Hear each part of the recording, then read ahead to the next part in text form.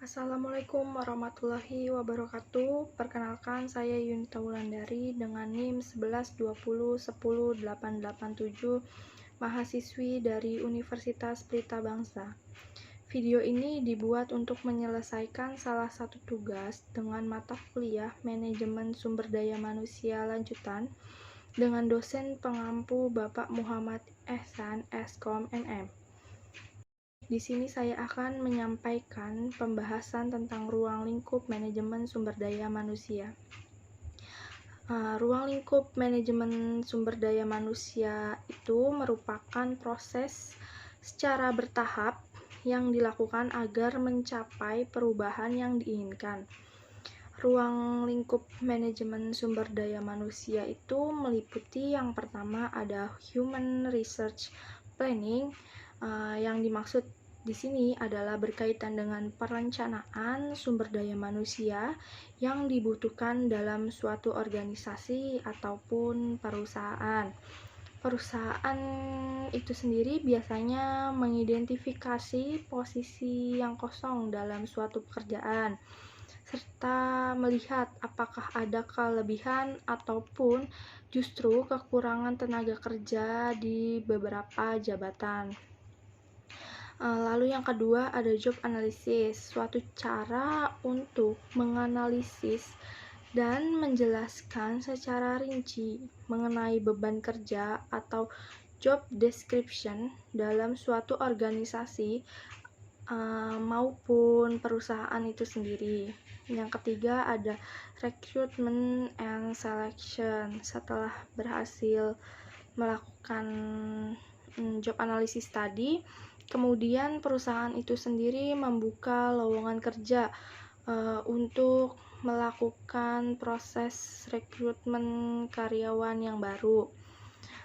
Setelah itu perusahaan menerima banyak lamaran kerja yang masuk ke dalam perusahaan, maka akan dilakukannya proses seleksi. Tentunya karyawan yang akan diterima merupakan karyawan yang telah berhasil lolos di berbagai tahap seleksi itu sendiri. Seleksi yang dilaksanakan oleh perusahaan. Yang selanjutnya setelah ada seleksi, ada orientation and induction. Setelah calon karyawan terpilih melalui proses seleksi yang dilaksanakan oleh perusahaan, maka akan dilakukan program induksi dan orientasi. Di sini perusahaan bertujuan agar karyawan diberikan informasi mengenai latar belakang perusahaan, lalu dijelaskan tentang bagaimana etika kerja atau etos kerja, dan pengenalan dengan karyawan lainnya.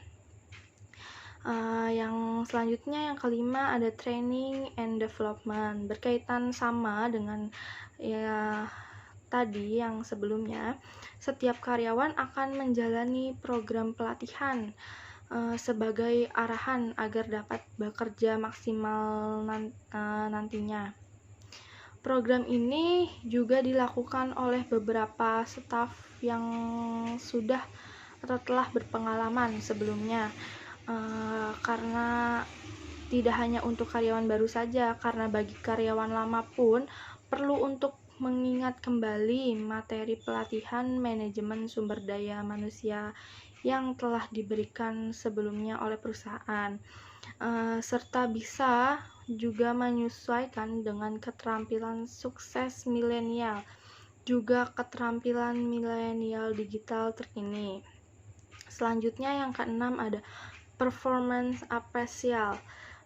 Maksudnya di sini setelah karyawan sudah bekerja selama 1 tahun, biasanya akan dilakukan penilaian kinerja atau evaluasi kinerja yang biasanya dilakukan dengan cara penilaian KPI yang dilakukan oleh bagian sumber daya manusia atau HR.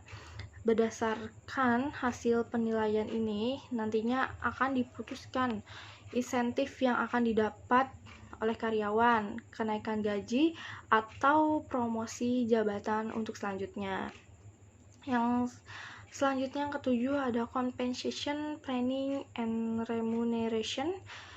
Tugas dari manajemen sumber daya manusia lainnya adalah menetapkan aturan mengenai kompensasi dan tunjangan untuk para karyawan.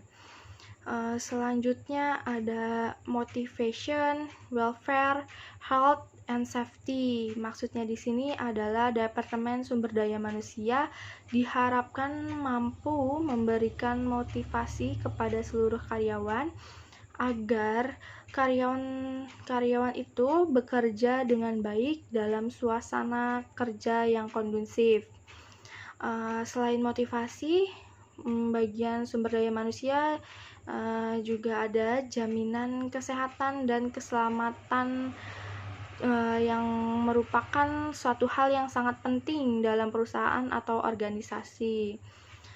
Yang terakhir, yang ke-9 ada industrial relation.